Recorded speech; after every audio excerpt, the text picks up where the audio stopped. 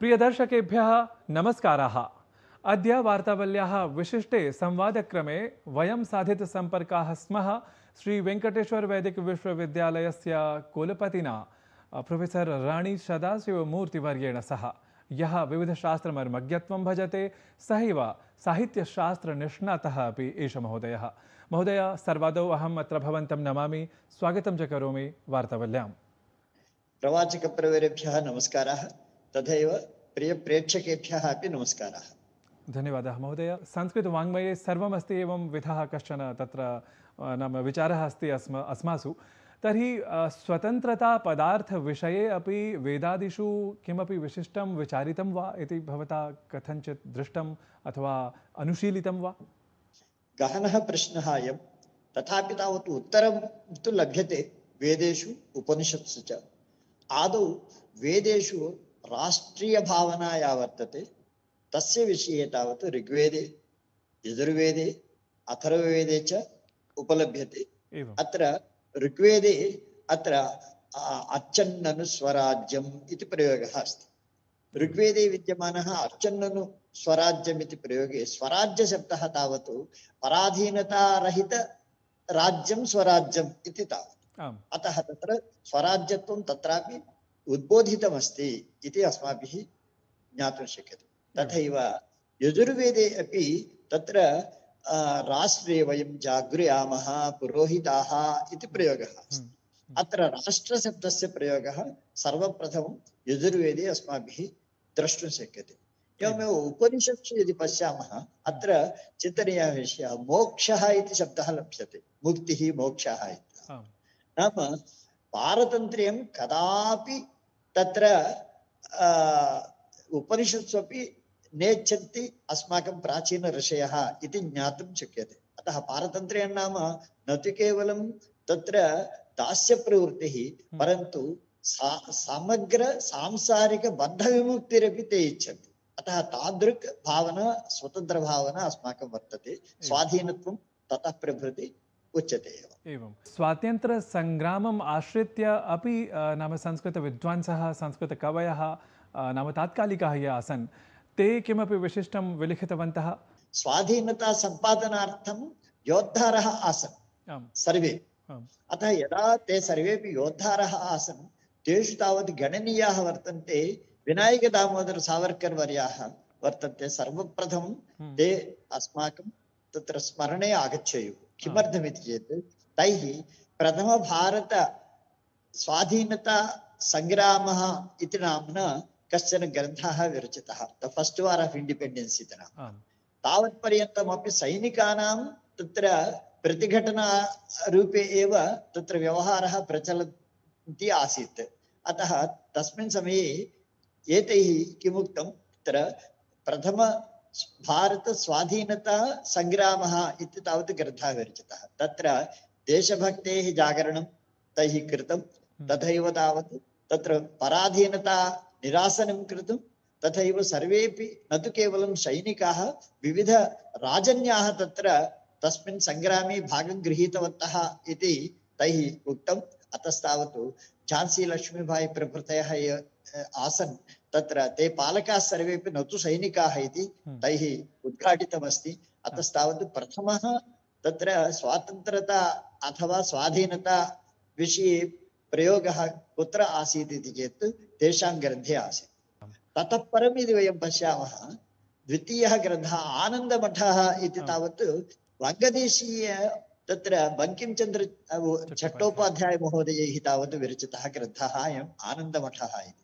आनन्दमठे वन्दे मातरमिति यत् गीतं तैः विरचितमस्ति, तत् सर्वेषामपि स्वातन्त्र्येच्छुकानां सर्वेषां जागरणं तेन गीतेन कृतमिति तावत् सर्वविदितः विषयः।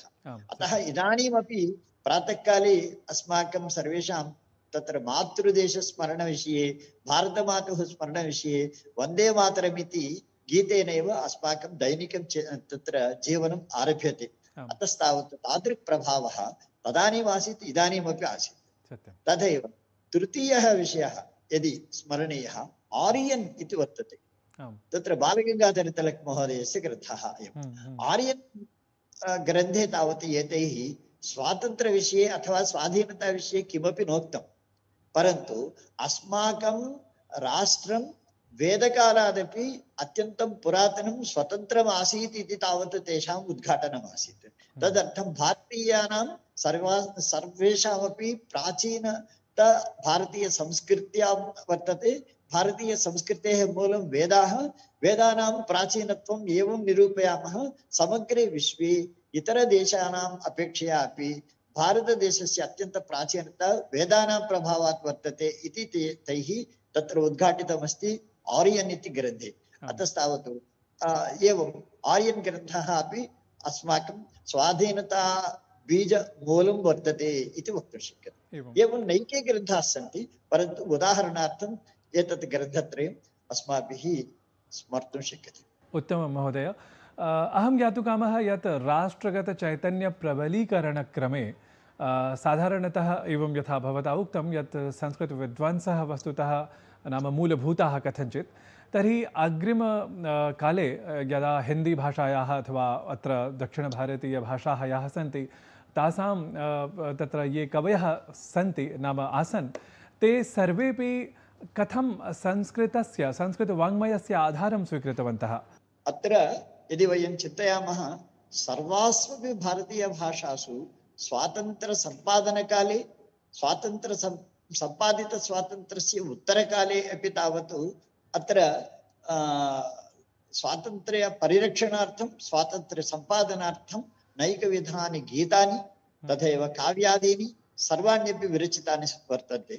अस्माकं ये देशमेगिन यन्दुकालिडिन पोगडरा नीतल्लि भूमि भारतिनि इति तावत् तत्र भारतीयतायाः उत्कर्षं तत्र समर्थयन्तः अस्माकं आधुनिककवयः नाम स्वातन्त्र्यसम्पादनकाले सम्पादनावसरे तैः कृतप्रयोगः आन्ध्रभाषायां वर्तते। तथैव यदि वयं तत्र हिन्द्यां वयं पश्यामः, रामचरितमानस इति न तु केवलं रामभक्तिपरायणग्रन्थः, परन्तु तत्र सर्वेषां तत्र स्वातन्त्र्यता सम्पादन इच्छुकानां सर्वेषामपि तावत् अयं तत्र आधारग्रन्थः, तत्र उत्साहप्रदायी ग्रन्थः इति तावत् सर्वैरपि उच्यमानः अस्ति।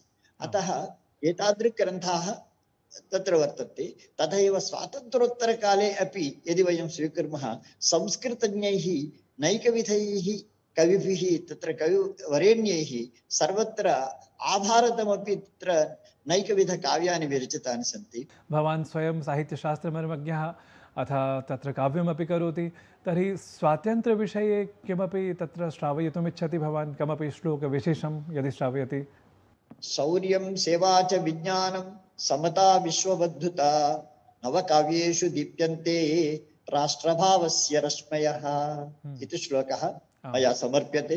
तत्र सर्वेषामपि भारतीयबन्धूनाम् इदानीन्तन 80तम स्वाधीनता दिवसोत्सव शुभ सन्दर्भे।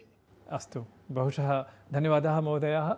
अत्र भवता विशिष्टः समयः कल्पितः अस्मदर्थम्, अथ तत्र स्वातन्त्र्यस्य विषये विशेषतः स्वाधीनतायाः विषये भवता ये विचाराः अत्र प्रस्तुताः, नूनं ते विचाराः दर्शकेभ्यः विशिष्टाः सिद्धाः स्युः। तावत् पुनरपि अहं नमस्करोमि भवन्तं। नमो नमः। नमो नमः। जयतु भारतम्।